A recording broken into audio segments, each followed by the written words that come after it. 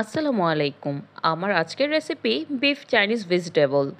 আমার হাতের কাছে থাকা সব ভেজিটেবল দিয়ে এই বিফ চাইনিজ ভেজিটেবলটি রান্না করব। আপনারা চাইলে একই প্রসেসে চিকেন দিয়েও ভেজিটেবলটি রান্না করতে পারেন। তো আর কথা না বাড়িয়ে চলে যাচ্ছি মূল রেসিপিতে। এই বিফ ভেজিটেবল রান্না করার জন্য আমি এখানে নিয়েছি 1/3 কাপ বিফ। বিফটাকে আমি আগে থেকেই পানি দিয়ে ধুয়ে পরিষ্কার করে পানি ঝরিয়ে মাংসগুলোকে একটু লম্বা করে পাতলা করে কেটে নিয়েছি। অনেকটা বিফ সিজলিং যেভাবে কাটে ঠিক সেইভাবে। এখন বিফটাকে ম্যারিনেট করে নেব। এখানে স্বাদ মতো বিট লবণ দিয়ে দিলাম, আপনারা চাইলে নর্মাল লবণটা ইউজ করতে পারেন। আর সামান্য একটু চাট মশলা দিলাম, সামান্য একটু কালো গোলমরিচের গুঁড়া, আর এখানে প্রায় হাফ চা চামচের মতো লেবুর রস দিয়ে দিলাম। আরও দিয়ে দিলাম 1 চা চামচ সয়া সস আর 1 চা চামচ সুইট চিলি সস। এই চিলি সসটা আমার হোমমেড চিলি সস। রেসিপিটি আমার চ্যানেলে দেয়া আছে, চাইলে দেখে নিতে পারেন। এদিকে সব উপকরণের সাথে বিফটা ভালো মতো মিশিয়ে নিয়েছি। এবার দিয়ে দিলাম 2 চা চামচ কর্নফ্লাওয়ার।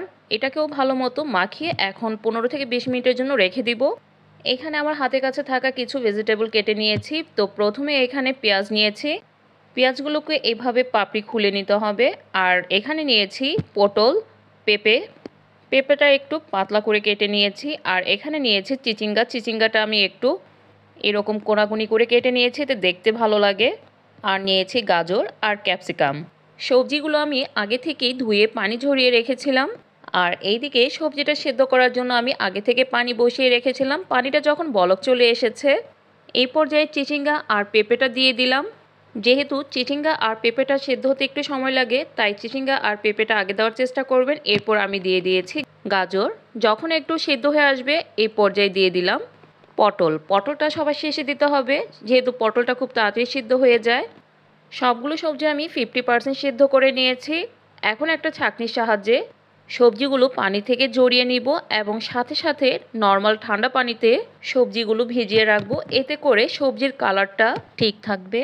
আপনারা অবশ্যই সিদ্ধ সবজিটা ছাঁকনির সাহায্যে ছেঁকে সাথে সাথে ঠান্ডা পানিতে ডুবিয়ে রাখবেন কিছুক্ষণ। এখন চুলায় একটা কড়াই বসিয়ে এতে পরিমাণ মতো তেল দিয়ে দিলাম। তেলটা যখন গরম হয়ে আসবে এই পর্যায়ে দিয়ে দিব ম্যারিনেট করে রাখা বিফগুলোকে একটু ছড়িয়ে দিতে হবে, যাতে করে একটা গায়ে একটা লেগে না যায়। চুলার আঁচটা এই সময় মিডিয়াম টু লোতে রেখে বিফগুলো একটু সময় নিয়ে ভেজে নিতে হবে। আমি বিফগুলো প্রায় 4 থেকে 5 মিনিটের মতো ভেজে নিয়েছি। এখন একটা ছাঁকনির সাহায্যে ভাজা বিফটা তুলে নিলাম। এখন ওই একই তেলে হাফ চা চামচের মতো রসুন কুচি দিয়ে দিলাম। রসুনটা হালকা ব্রাউন কালার করে ভেজে এতে দিয়ে দিলাম পেঁয়াজ আর কাঁচামরিচটা। আমি এখানে 3টা কাঁচামরিচ ইউজ করেছি। পেঁয়াজটা 15 সেকেন্ডের মতো ভেজে এখন এতে দিয়ে দিলাম সেদ্ধ করা সবজিটা আর ভেজে রাখা সেই বিফটা একসাথে দিয়ে নেড়েচেড়ে নিচ্ছে।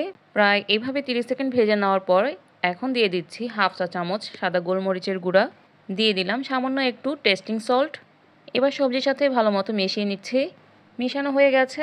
এখন দিয়ে দিচ্ছি 1 চা চামচ টমেটো সস, 1 চা চামচ সয়া সস আর 1 চা চামচ চিনি। এখন আবারও ভালো মতো মিশিয়ে নিব। মিশানো হয়ে গেছে। এখন পরিমাণ মতো পানি দিয়ে দিচ্ছি। পানিটা বেশি পরিমাণে দেওয়া যাবে না, যেহেতু আমরা সবজিটা জাস্ট মাখা মাখা করে নেব, এই জন্য একটু পরিমাণ মতোই পানি দিতে হবে। এখন দিয়ে দিলাম স্বাদ মতো লবণ। এখন 2 টেবিল চামচ কর্নফ্লাওয়ার, 3 টেবিল চামচ পানির মধ্যে কর্নফ্লাওয়ারটা গুলিয়ে সবজির মধ্যে দিয়ে অনবরত নেড়ে চেড়ে নিতে হবে। প্রায় 1.5 মিনিটের মতো নাড়াচাড়া করার পর দেখেন অনেকটা কিন্তু মাখো মাখো হয়ে এসেছে। এই পর্যায়ে দিয়ে দিচ্ছি 1 চা চামচ ঘি। আপনারা চাইলে এখানে বাটারটাও ইউজ করতে পারেন।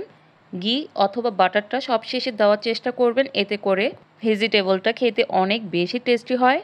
এবার নামিয়ে পরিবেশন করে নিলেই হবে।